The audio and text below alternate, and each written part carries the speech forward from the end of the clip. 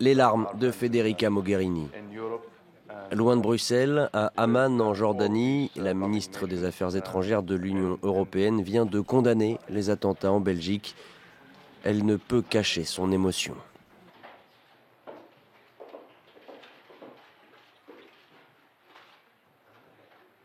En Europe, les pays voisins de la Belgique renforcent la sécurité, en particulier dans les gares, comme ici aux Pays-Bas, ou dans les aéroports, comme ici en Allemagne.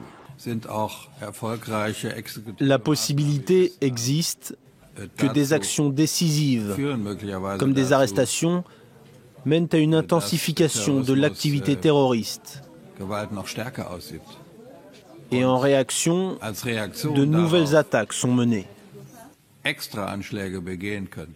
Le ministre allemand de l'Intérieur établit donc un lien possible entre l'arrestation vendredi dernier de Salah Abdeslam et les attaques de ce mardi. À Londres, David Cameron élève lui aussi le niveau de sécurité dans les ports, les aéroports, les gares. Il promet de vaincre les terroristes. Nous devons rester unis et faire tout ce que nous pouvons pour les arrêter et s'assurer que même s'ils attaquent notre style de vie, s'ils nous attaquent à cause de ce que nous sommes, nous ne les laisserons jamais gagner. Des accents guerriers repris par Barack Obama à La Havane, où le président américain s'adressait aux Cubains dans un discours très attendu, un discours qui a commencé avec cet aparté sur la Belgique.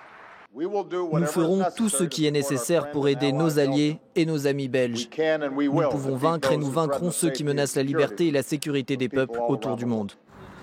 Autre réaction à Madrid, une minute de silence a été observée sur le parvis de l'hôtel de ville en présence de la maire Manuela Carmena et du leader de Podemos, Pablo Iglesias. Madrid qui avait été touché par des attentats à la bombe dans des trains de banlieue il y a 12 ans, presque jour pour jour.